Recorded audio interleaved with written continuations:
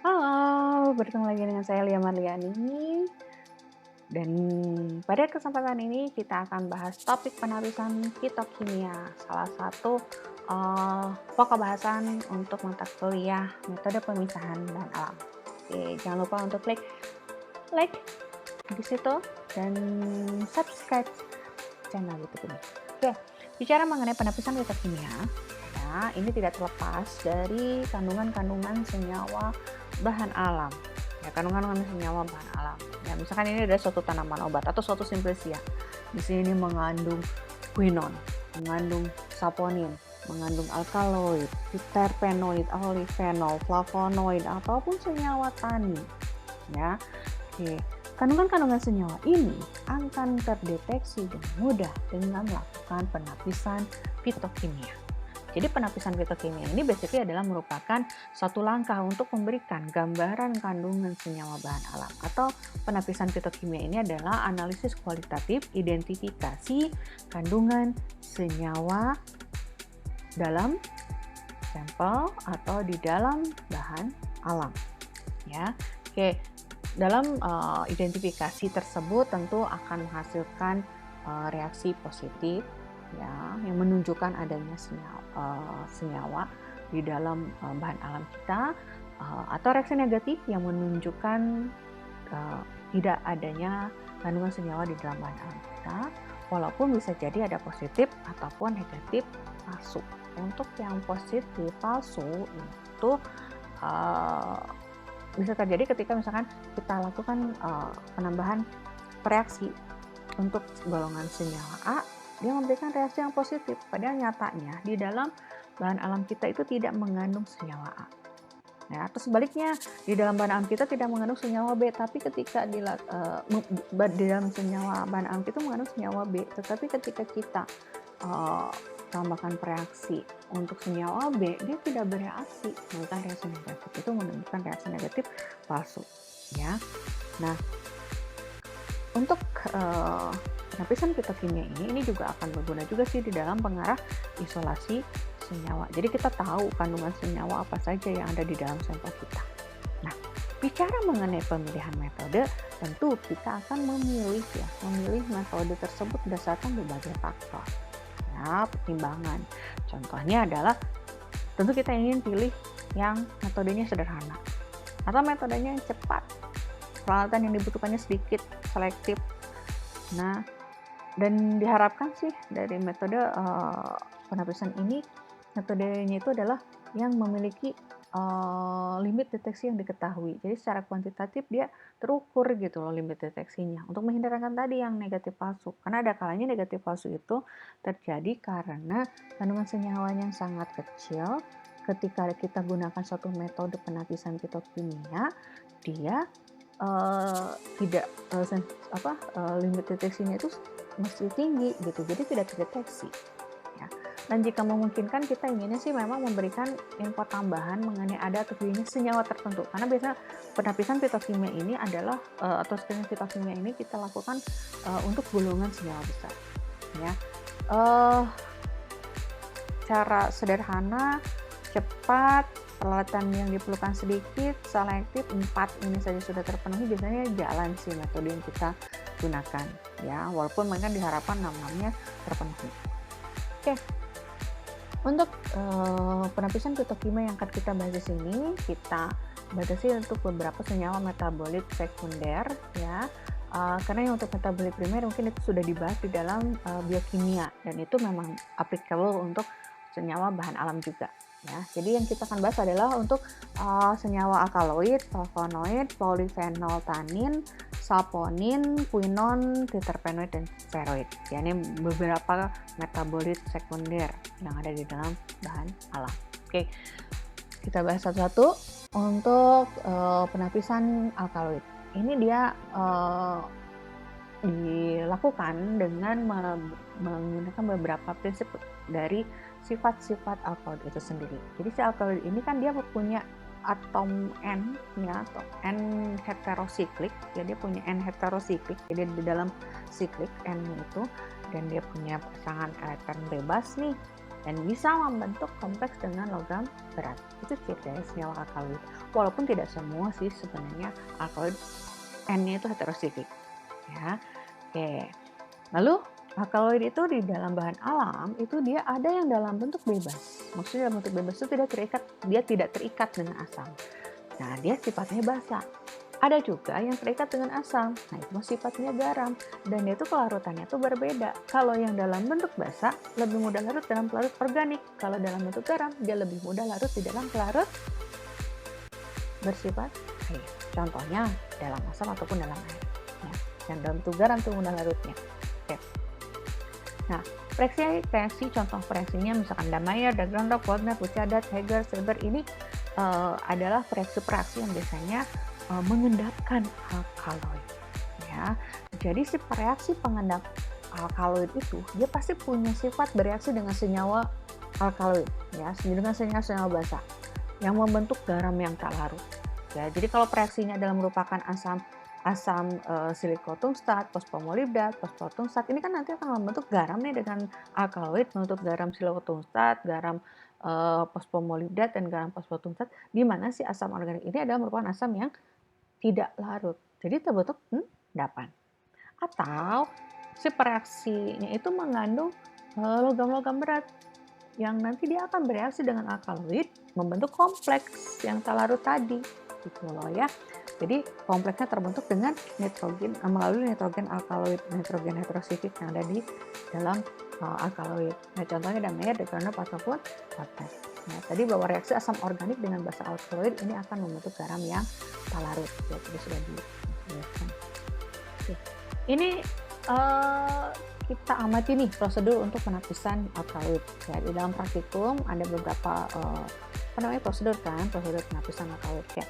Kalau kita lihat dari prosedur penapisan alkaloid ini ada yang namanya penambahan amonia. Untuk apa sih penambahan amonia ini?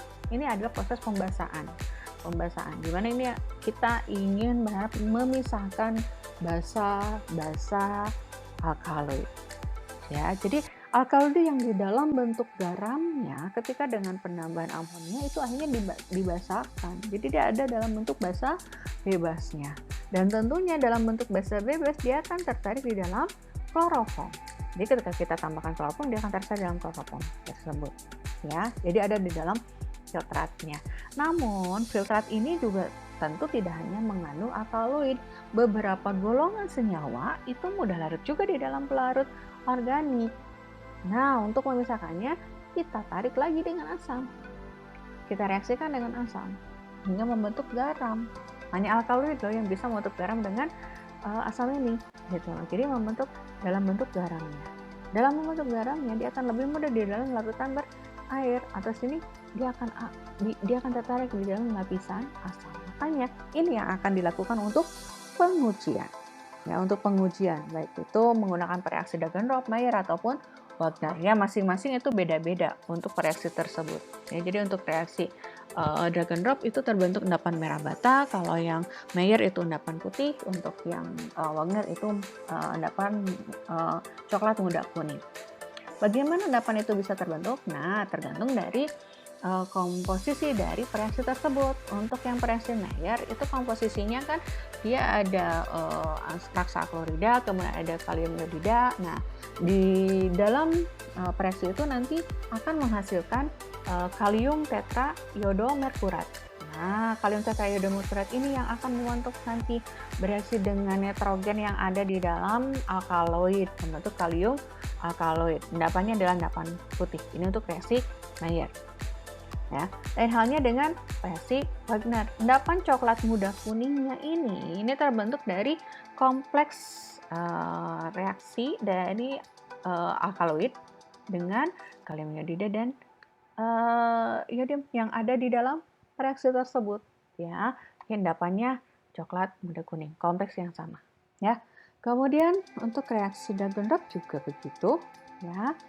Yang membentuk kompleksnya itu adalah dari senyawa kalium tetraiodobismutat. Jadi di dalam Dagrandov itu kan ada bismut nitrat, ada kalium iodida, ini yang nanti akan membentuk kalium tetraiodobismutat.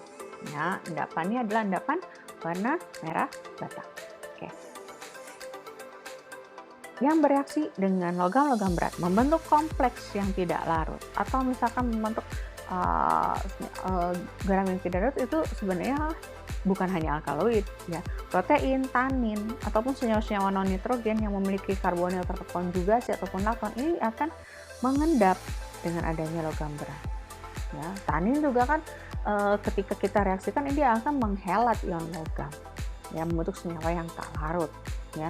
Jadi kuncinya di mana? Kuncinya ada di sini, di pemisahan ya. Gimana caranya? Alkaloid tersebut dia dalam pengujian ketika kita direaksikan dengan reaksi kimia itu only alkaloid yang ada di dalam larutan uji kita, bukan senyawa-senyawa yang lain. Jadi tadi makanya ada langkah pembasahan, diekstraksi lagi dengan pelarut organik, lalu kita tarik lagi dengan asam encer ya. Jadi reaksi asam basa ini, ekstraksi asam basa ini memang hanya dia berhasil pada senyawa alkaloid. Jadi dia bisa memisahkan dari golongan senyawa yang lainnya ya. Oke. Atau bisa juga terjadinya negatif palsu tadi, bahwa reaksi ini kan terjadi dengan berikatan reaksi-reaksi tersebut berikatan dengan nitrogen yang ada pada cincin heterosifik yang ada di dalam alkaloid. Ada kalanya kan ada alkaloid yang memang bukan golongan true alkaloid ya. Protoalkaloid itu kan dia adalah alkaloid yang nitrogennya itu pada cincin alifatik. Jadi bukan pada sikliknya gitu loh. Jadi nggak akan membentuk kompleks yang tak larut dengan logam. Ya, contohnya efedrin dan meskalin. Atau alkaloidnya itu adalah alkaloid quaternar atau amin oksid. Nah, kenapa ya alkaloid quaternar dan amin oksid ini nggak bereaksi? Nah, coba nanti cari contohnya, lihat kemudian strukturnya, lalu analisa bahwa ingat loh prinsipnya bahwa alkaloid itu bisa mengendap dengan logam itu ya tadi berikatan dengan karena adanya N heterosifiknya ya. Nah, kemudian pengujian itu kalau kita mau confirm gitu ya, bisa kita lakukan terhadap lapisan basa dan lapisan asamnya ya. Makanya kan ada juga yang si lapisan asam itu juga kita ambil lalu kemudian kita teskan di kertas saring itu untuk konfirmasi. Siapa tahu masih ada alkaloid yang masih ada di dalam pelarut basanya atau basanya. Oke. Kemudian untuk senyawa berikutnya adalah flavonoid. Ini saya akan menunjukkan beberapa metode dalam penapisan flavonoid ya. Yang pertama adalah metode Willstatter. Ini mungkin yang kita lakukan nih di dalam praktikum adalah metode Willstatter. Jadi sampel uji itu kita tarik dulu nih flavonoidnya dengan air panas. Kenapa? Karena flavonoid itu merupakan senyawa yang bersifat cenderung polar ya. Ketika kita tarik dengan air panas dia akan tertarik.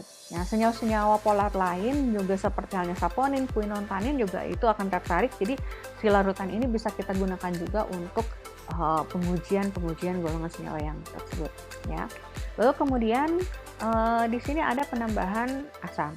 Ya, penambahan asam, penambahan serbuk Mg ini untuk hidrolisis, kemudian juga ada penambahan asam nanti untuk membentuk yang namanya garam flavonoid. Ya, seperti apa sih? Nanti kita lihat di belakang. Ya, oke. Identifikasi untuk flavonoid ini kita lihat dari terbentuknya warna jingga kuning atau merah pada lapisan amil alkohol. Jadi setelah ditambahkan Mg dan HCl, kita kocok kuat dengan amil alkohol. Itu yang terambil yang di dalam lapisan amil alkohol yang warna-warna ini yang menunjukkan reaksi positif. Atau ada juga metode Smith-Markup. Jadi si sampelnya dipanaskan dengan asam ya dalam propanol. Asamnya memang dilakukan dalam propanol. Nanti akan membentuk warna merah ungu kuat. Dan ini cukup baik untuk glycoanthocyanin. Ini akan mudah terdeteksi dengan metode Smith-Markup. Ya. Intinya prinsip dari pemeriksaan flavonoid ini adalah kalau untuk Willstatter ini dia bereaksinya dengan apa? Ini loh dengan flavonoid yang memiliki inti alfa benzoviron. Nih kalau bagi yang belum belajar mengenai senyawa flavonoid ya. Oke, senyawa flavonoid itu kan dia memiliki struktur inti seperti ini ya, struktur inti seperti ini. Ya, maaf kalau gambarnya nggak terlalu bagus. Oke, ya, oke. Nah, ini lakton nih. Di sini ada lakton. Ya, oke. Nah, ini juga bensin. Jadi dia memiliki gugus benzoil dan juga gugus cinnamomyl. Ya, sipit. Ini bensinnya. Oke. Nah, ini inti benzofiron. Ini namanya inti benzofiron. Ya, inti benzofiron. Jadi uji Wiltshire ini digunakan untuk mendeteksi senyawa yang mempunyai inti alpha benzofiron. Ya, oke. Pada kalkon dan auron itu akan memberikan reaksi negatif. Kenapa? Ya, ini struktur kalkon, ya. Ini ada struktur auron. Dua-duanya juga merupakan golongan flavonoid.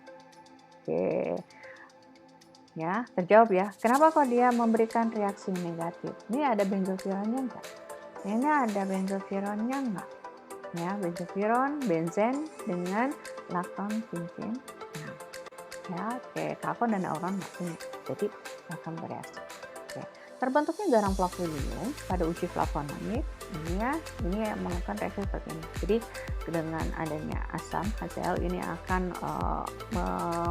merubah elektronegativitas dari flavonoid tersebut. Ya, ini contohnya adalah senyawa golongan flavonol ya.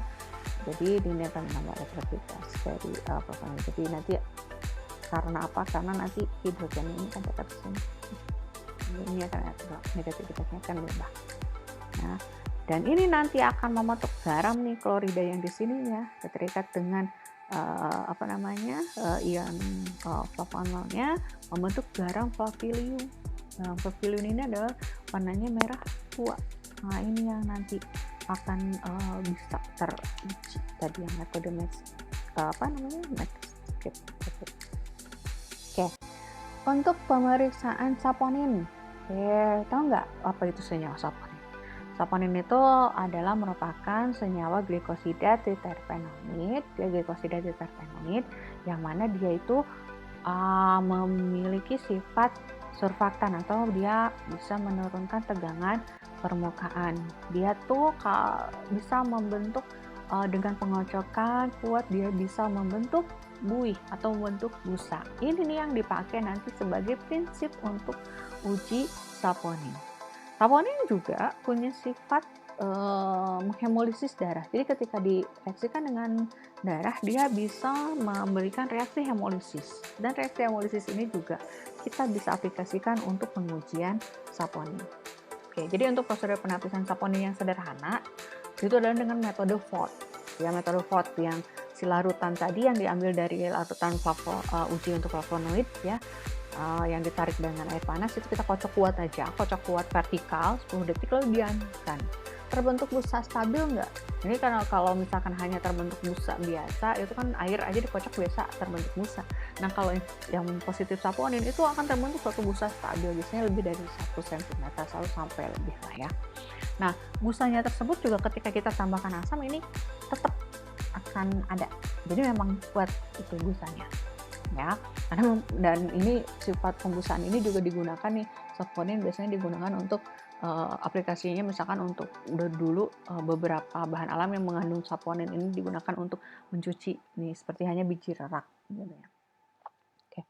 Untuk pemakaian penegasan saponin ini bisa kita lakukan dengan menguapkan sampelnya sampai kering, lalu kemudian kita cuci dengan heksan ya sampai filtratnya jernih. Tarik semua dengan heksan untuk mengambil dari senyawa-senyawa non-polar lain selain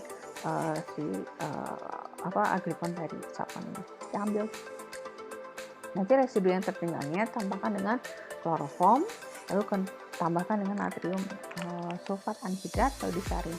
Nanti filtrat ini yang direaksikan dengan reaksi Lieberman-Bucek. Yang akan bereaksi dengan Lieberman-Bucek adalah aglikon dari saponin. Jadi penambahan residu yang tadi dalam kloroform itu kan masih dalam bentuk glukosidanya. Nah, kita tambahkan natrium sulfat anhidrat, kita saring nih. Nah, itu akan menggunakan yang gulanya. Jadi kita ambil citrat yang memang hanya berisi aglikonnya. Ini yang akan kita reaksikan dengan reaksi Lieberman-Butzer yang membuatkan cincin merah sampai coklat. Nah, ini loh reaksi hidrolisis saponin dengan adanya air. Saponin adalah merupakan senyawa glikosida ya. Ini loh aglikonnya. Aglikonnya itu adalah senyawa triterpenoid ya. Ada yang triterpenoidnya dalam bentuk apa? Triterpenoidnya dalam bentuk steroid. Jadi triterpenoid itu ada yang triterpenoid sederhana, ada juga yang dalam bentuk steroid ya. Ada yang bentuk siklik. Nah, aglikon ini yang nanti akan bereaksi ya dengan reaksi konfirmasi tadi. Oke. Untuk penapisan saponin ini jadi bisa kita lakukan dengan tes hemolisis atau kita lakukan dengan tes spot. Ya, tadi tes spot itu yang dikocok. Lalu konfirmasi dengan tes Lieberman-Butzer. Tadi kan ya dengan natrium sulfat, atau kemudian tes lagi dengan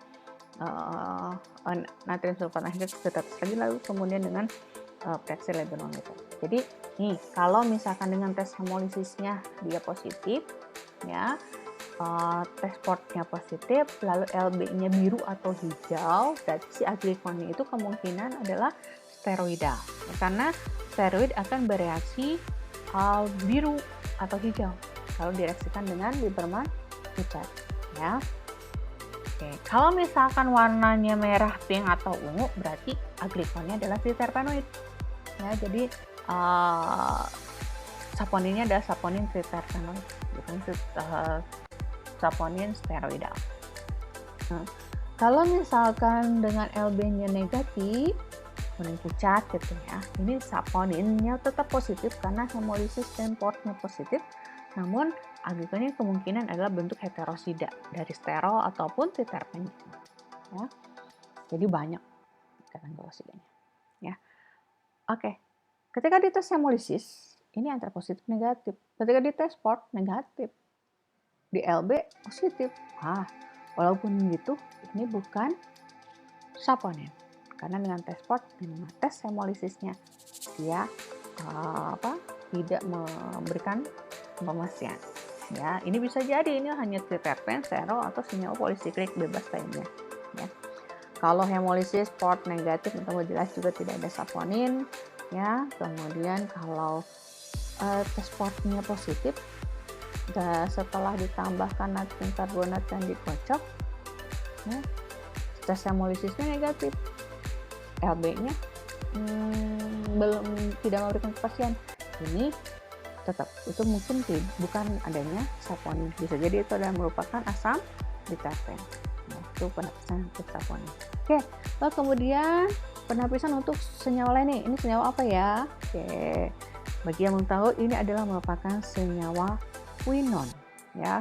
Senyawa quinon ya, di aromatik keton.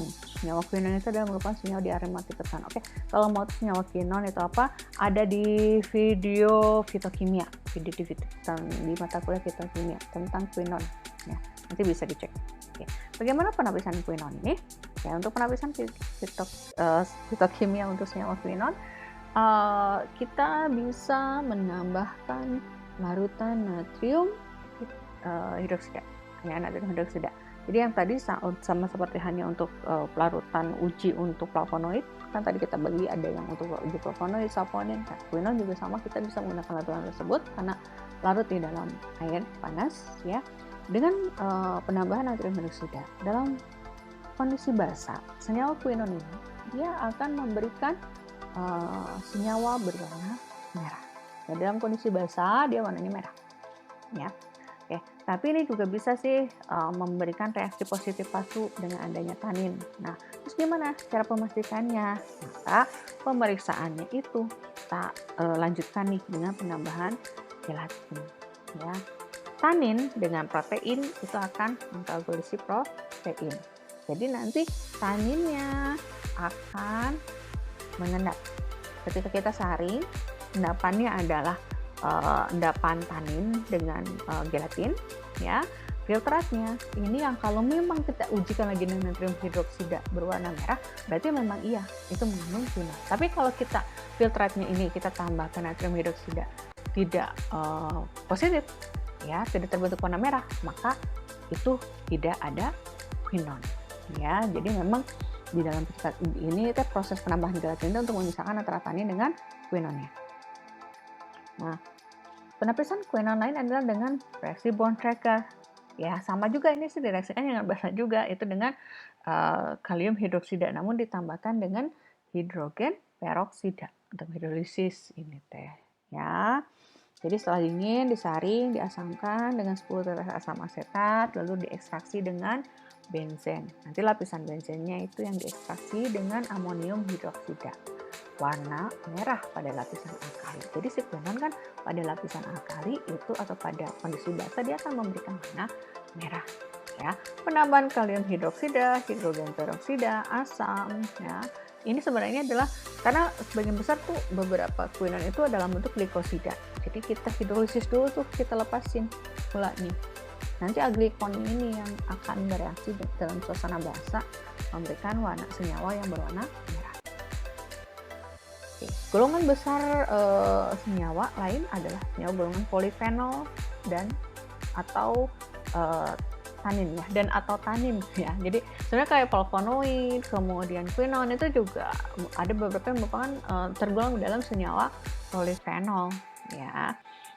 Tapi di sini makanya kalau misalkan dia mengandung senyawa flavonoid, pasti ketika kita uji dengan polifenol dia akan memberikan reaksi positif juga. Jadi positif flavonoid, positif polifenol. Nah, dalam pengujian polifenol dan tanin ini biasanya dari tadi larutan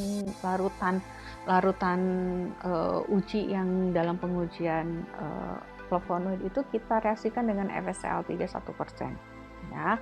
Oke, apa yang terjadi ketika kita reaksikan dengan FSCl 1% ini akan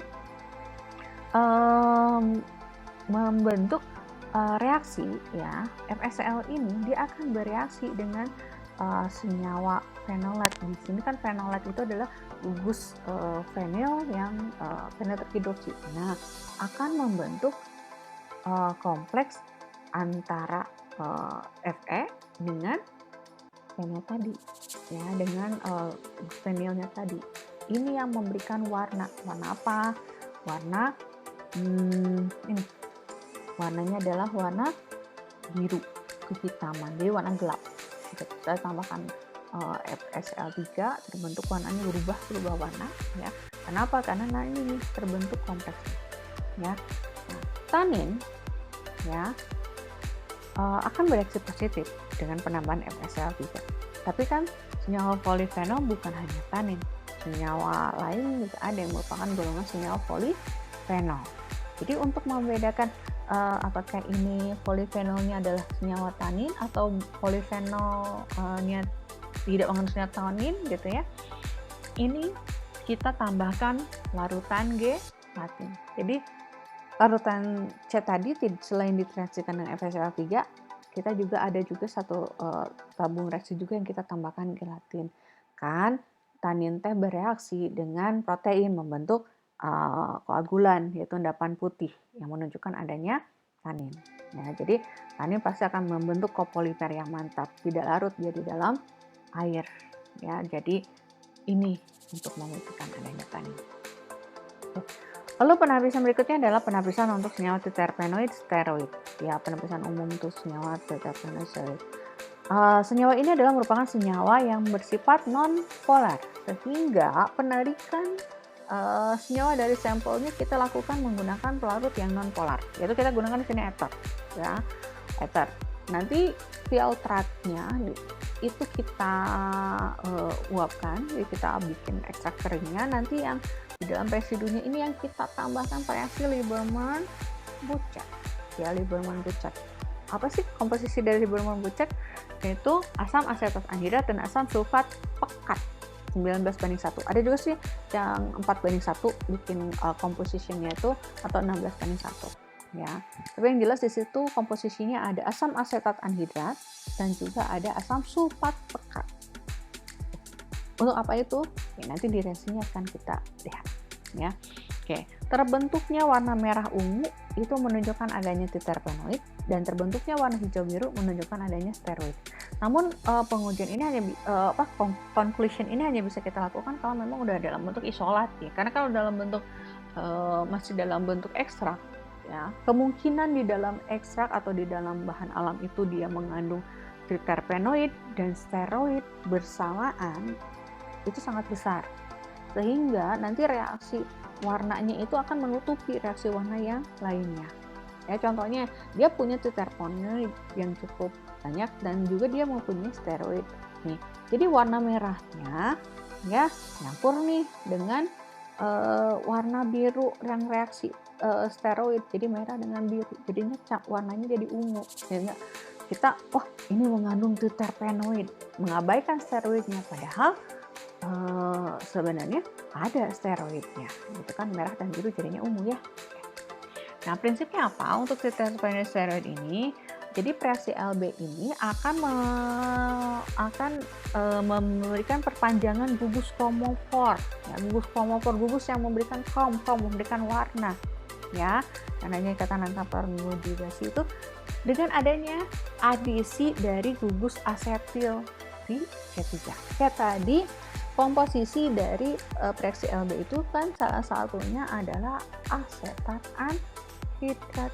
Ya, asam asetat anhidrat ini yang nanti akan terikat dengan C3 pada steroid ini ya. Oke, pada steroid ini.